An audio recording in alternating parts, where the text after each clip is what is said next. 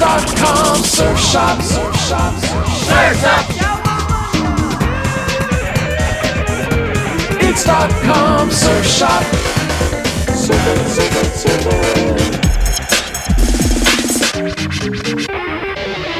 Surf's up on science.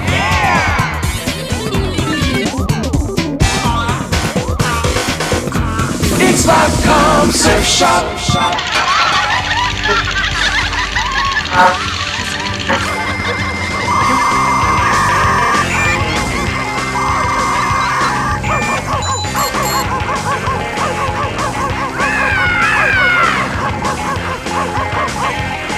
Hey, I'm trying to get your attention. I'm trying to talk. Did you get my message? I have something that I want to communicate. Everybody has something that they want to say. Have you ever talked and felt like nobody was listening? Hey, knock, knock. Who's there? Are you there?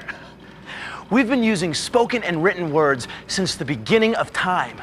Drawings have been found written on stones that show how early civilizations told stories of great victories in battle. Today, with the telephone and with computers, like those here at the surf shop, we can instantly talk to our friends around the world. Talking, or sending and receiving a message, is known as communication. Everybody and practically everything tries to communicate something. Did you know that even animals talk to each other and to us? Whoa, wait, down, boy. We'll talk later. Communication has changed over the years, but there's one thing for sure. There are a lot of ways to transmit what you want to say to someone.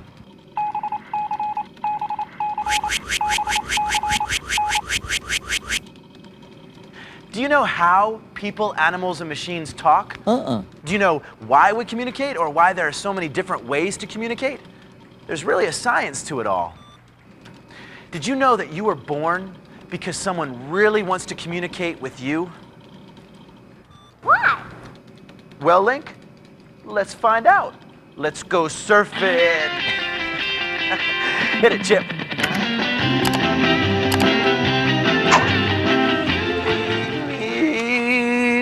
La la la la la la la. Just warming up my vocal cords. Those are the parts of our bodies used to sing and to talk. The best way that humans know how to communicate is by speaking. But we're not born knowing how to talk. Otherwise, your baby sister wouldn't be crying like that. Babies cry to tell us that they're hungry or tired or sick because they haven't learned how to talk yet. As I grow, so will my lips, teeth, mouth, lungs, vocal cords, and tongue. All parts that I need to speak. When I speak, air from my lungs passes through my larynx, or voice box, then through my vocal cords. Vocal cords are a pair of muscles in the voice box that form a V. When air passes through them, they vibrate and make sounds. The more air, the louder the sound. When I speak, the larynx tilts and the vocal cords stretch. The more they stretch, The higher I talk, or I can relax them and talk really low, low, low, low, low. Your vocal cords are sort of like these rubber bands. They make sounds that travel through the air. Singing is done the same way as speaking, only with different rhythms and breaths. When you laugh, the diaphragm muscles, which are connected from the bottom of your rib cage, contract. And because something's funny, you start to laugh, and as those keep squeezing back and forth, you get the pattern of the laugh, which goes ha ha ha ha ha ha ha ha. The tongue is the most flexible muscle in the body. Can you do this?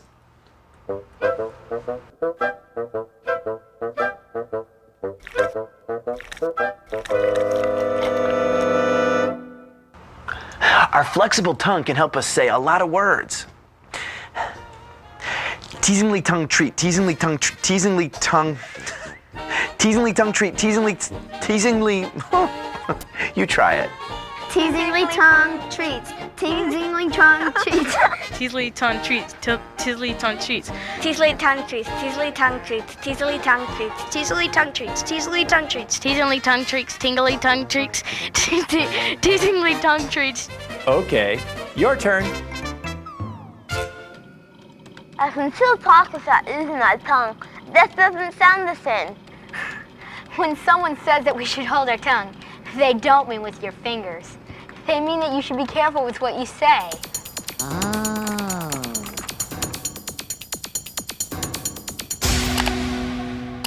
Communication isn't just about talking. We have to hear what people are saying to us. The hearing process involves the eardrum and the hearing bones in the inner ear. It all begins with sound waves moving through the air and going down the ear canal to the eardrum. The sound waves hit the eardrum and make it vibrate. You can make your own eardrum at home. Take some plastic wrap and stretch it over the bowl, like this. Now take a rubber band, you know, vocal cords, and wrap it around the plastic.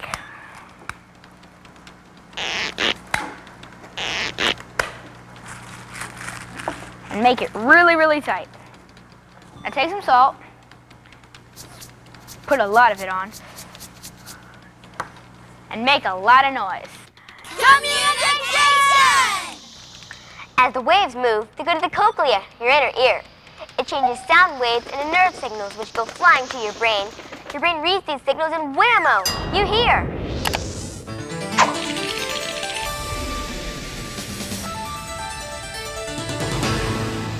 Some people aren't able to hear or speak. It's a little bit harder for them to communicate, but you don't have to be afraid to try. Hearing aids like mine are tiny machines that help me talk on the phone, listen to music, and understand conversations. They fit right in my ear so you can hardly see them. Another way you can communicate with someone who is hearing impaired is by reading lips or using sign language. Sign language uses hand gestures and symbols. Somebody wants to communicate with you. Hi.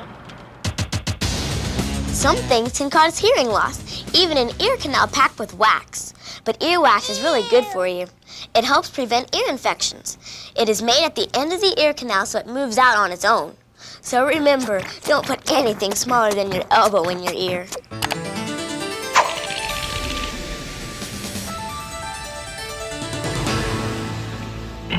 It's the Koms Shop.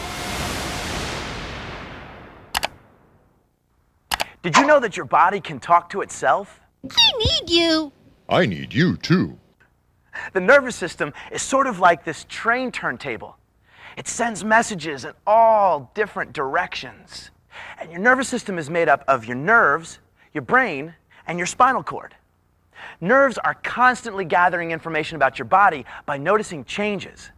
They do things like notice changes in your energy level. Or they alert you to things that cause you pain. Oh, ow! Or they make you react to something that somebody says to you. For example, the nerve impulses from your eyes and your ears may be telling you that a train is coming.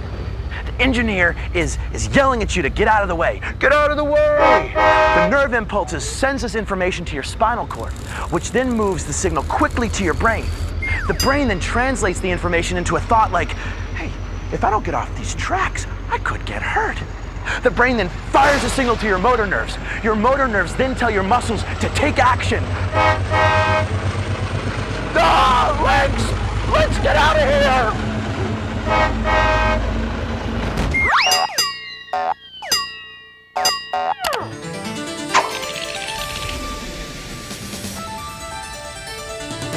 There are ways to tell others how you feel without even using words.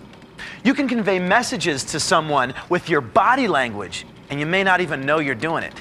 Only 7% of a message that you send has to do with the words that you say. The other percent involves your vocal tone and your body language. What did you say? What did you say? What did you say? So, what do you think these kids are trying to say?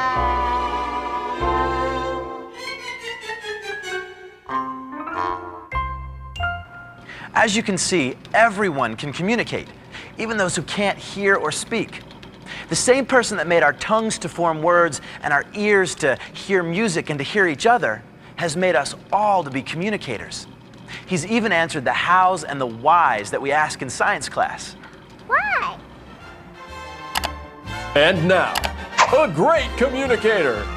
Jesus was a great communicator.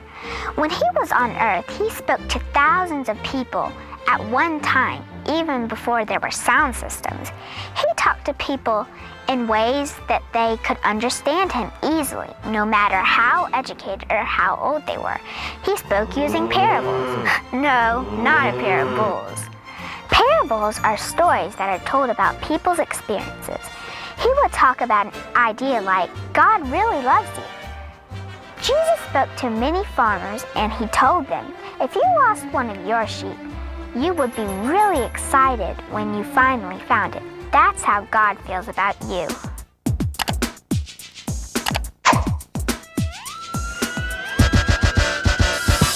A letter in a snail mail still takes days, but a communication revolution's here to stay. Today you can send a message on the net, And it only takes a couple milliseconds to get. so now you've got a way to talk to your brother. And it doesn't matter if he's in this town or another. That's what's so cool about communication. You and I can talk from all across the nation.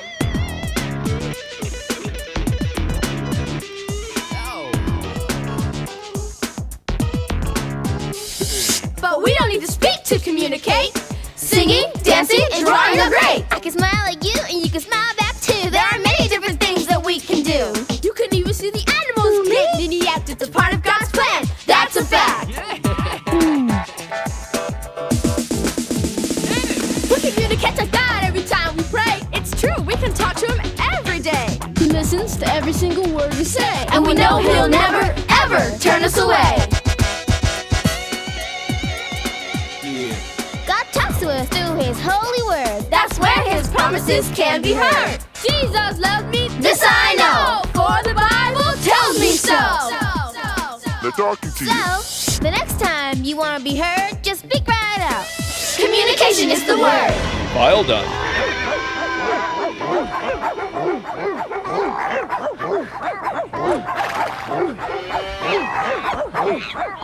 I'm trying to talk. I'm trying to communicate with animals. All right, that's enough. Although they may not have a conversation with us, animals have been given the ability to talk with each other, and in various ways with humans. Communication for animals is not about words and sentences and grammar. Sniffs and licks and tail wags and grunts and dances are some of the many ways that animals send a message. The same God that made us to talk with each other has given animals the ability to communicate. Why? Well, Link, let's find out. Let's go surfing. Hit it, Chip. Communication is important for birds. Many birds would starve or lose their way or not be able to find a mate if they couldn't talk. Yeah, I didn't do it. Did you do it? I saw him do it. And Jake talks. He doesn't have the same type of, thank you very much. He doesn't have the same type of anatomy as we do. We have vocal cords in our throat that help us make our sound. He does not have any vocal cords.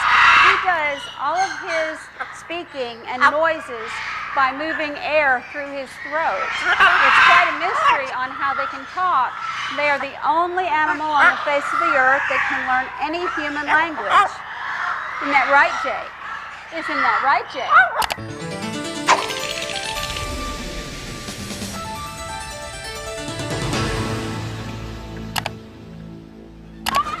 Okay, what happens when two frogs go after the same fly? They get tongue-tied. I think somebody's after me. I've got to get out of here. I think it's a gator. Hey! Canada geese and bobwhite signal a gathering call when ready for flight. Other birds sing to defend their territory or to attract a mate. Hi, you're pretty. You really think so? You're looking at me, aren't you? How you doing? Here, fishy, fishy. Here, fishy, fishy, fishy. The ocean is filled with thousands of animals of different shapes and abilities. For humans, it's pretty difficult to communicate underwater. But animals that live underwater can communicate.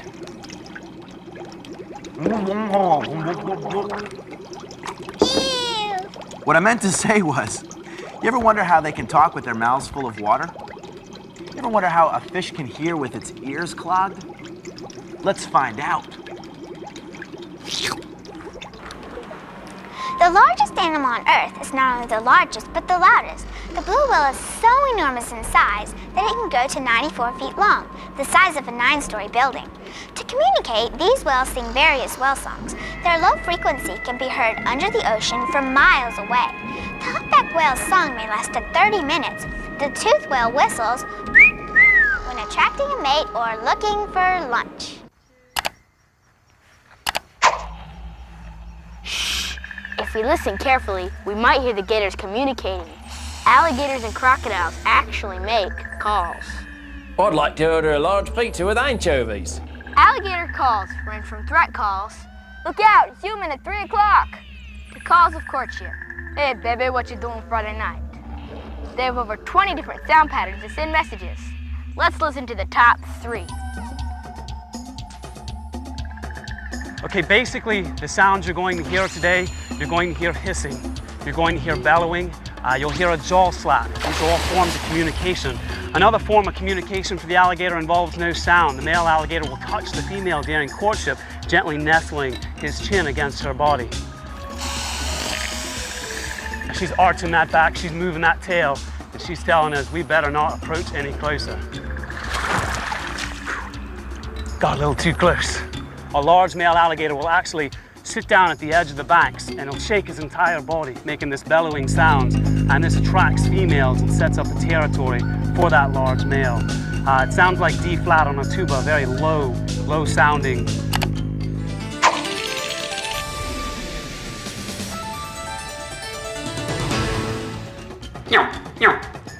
What we're trying to do is get these baby Yukari caiman to make a sound called a yerk.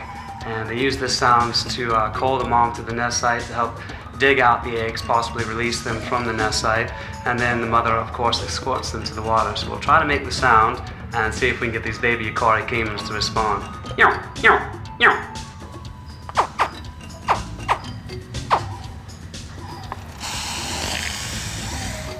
Hey, yorking is fun. Can you do it? Try it. Meow, meow, meow, meow. Come on. Meow, meow, meow, meow. York, york, york, york, york, york, york.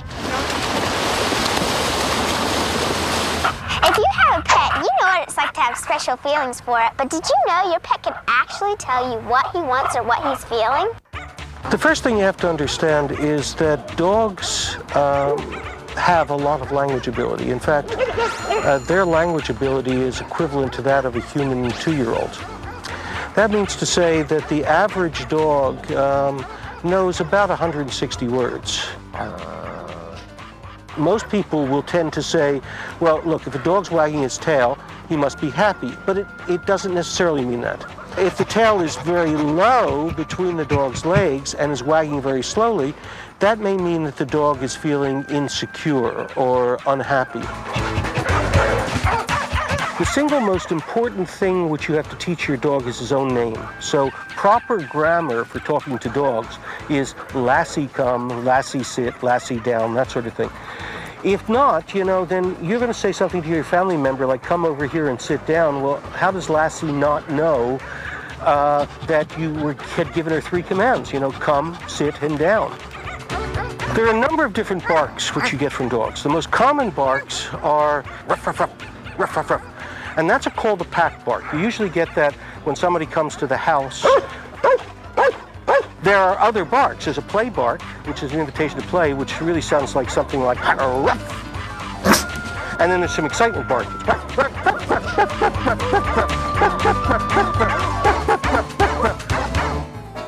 Here's another animal joke. What do you do when your dog swallows a book? I don't know. Take the words right out of his mouth.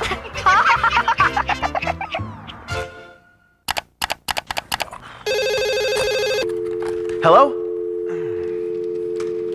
There's nobody there. A telephone being used correctly is one of the greatest communication tools ever invented. It's easy to keep in touch with family and friends through the use of the telephone and the internet. With all of the technological tools today, we can send our messages around the world. Shalom. Bonjour. Hola. Do you know that you can talk to someone who really loves you and you don't even need a phone? What? Friends like to talk to each other and keep in touch, even if they're far apart. Before the telephone and the internet were invented, people used many different ways to talk to their friends. The American Indians used smoke from their fires to talk to other camps. And the Romans built towers every mile along their roads and shouted messages back and forth for hundreds of miles. It was kind of like a giant game of telephone. Caesar's heading this way! Caesar's heading this way! Caesar is heading this way! Oh, gotta go. Do you want a Caesar salad today? Inside the handset of your telephone is a unit called a diaphragm. The diaphragm takes your voice and turns it into electrical impulses. These electrical impulses travel across wires and up to satellites and across repeater towers to your friend's house. In your friend's house, their telephone turns those electrical impulses back into your voice so they can hear you talk.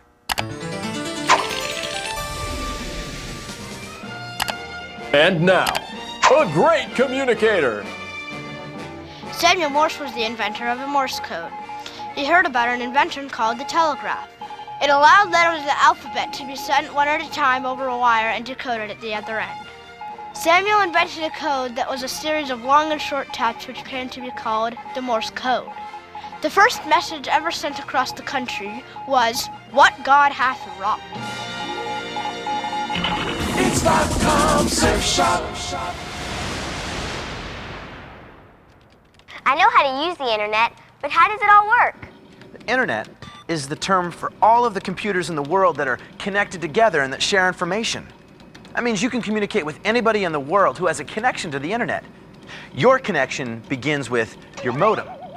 Now, modem stands for modulation, demodulation, which are just fancy words that mean modem works kind of like a telephone, except that instead of voice, a modem changes data from the computer into electric impulses, which then travel across the phone lines and into a computer known as a server.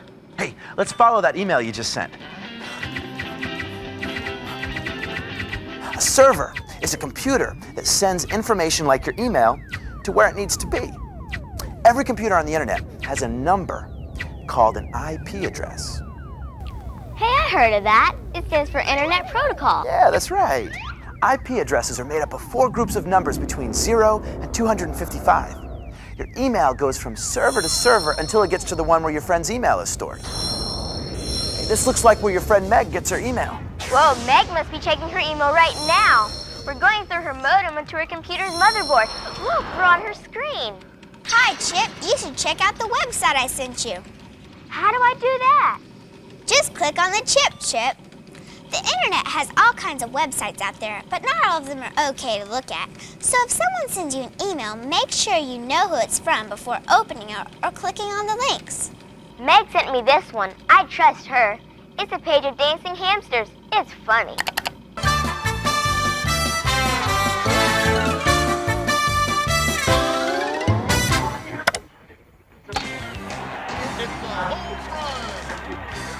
You want to know something? Light and sound travel at different speeds. Light travels at 186,000 miles per second. That's 7 times around the Earth in 1 second. Sound only travels at 1/5 of a mile per second. Radio waves are part of the electromagnetic spectrum, which means they travel at the speed of light. Sound waves do not. That means I get to hear the music of this concert before the people actually at the concert sitting in the back row. What'd you say? Every radio and TV show ever broadcast is flying away from Earth right now at the speed of light. If you'll excuse me, I'm gonna finish this concert.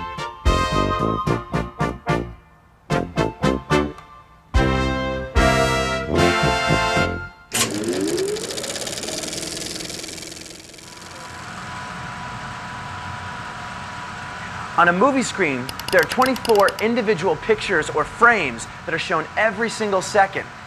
At that speed, your eye hasn't finished looking at the first picture, so it keeps it in your mind and it combines it with the next picture. The pictures then look like they're moving. That's called persistence of vision. While movies have 24 frames a second, TV has 30. This is a television control room where TV programs are made. Now, TV pictures have got to travel a lot further and take up less space. The signals are transmitted on radio waves. Now remember, there are 30 frames that are made each second on your TV, which means that by the time you're done watching this video, you will have seen 54,000 frames. Satellites are becoming increasingly important in worldwide communications today. Satellites can be used to send out to the whole nation television programs, radio programs, telephone information, cellular telephone, computer information, the internet. Even spies use satellite to send their information out, and you receive it back on dishes that can be 38 feet down to that size. Like this one? No, not like that one. Satellites work by transmitting microwaves from dishes, like the ones behind me, up into space to satellites that are orbiting the Earth, which then transmit the signal back down. Do you see all the fun ways to communicate? Isn't it amazing how even animals can talk? Do you know what's even more awesome? The greatest communicator there is wants to talk with you and be your friend. He made each and every one of us to talk with him. In fact, he made the entire world of communications. You just talk to him, kind of like you do your friends. Yeah. Cool. Yep. He wants to talk to you every day. He does that through prayer in the Bible. Jesus wants to know all about you and answer all of your questions about life. He loves when you ask him, why? You see, science is a way to explore all the cool things that God created. You don't even need a phone or a satellite dish to talk to him. If you want to know more about Jesus and some really great stuff about God and science, you can find the Surf Shop on the World Wide Web. If you want, I'll send you some great communication about communication. Oh, one last thing that we haven't talked about yet. A very, very important part of communication is to know when to stop talking. It's .com Surf Shop. Surf Shop. Surf Shop. It's .com Surf Shop. Like, duh. Communication!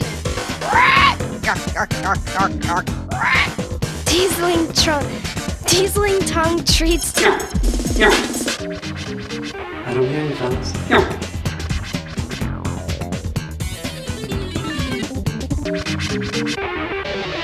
Surf's up on science. Communication is the word. It's .com Surf Shop.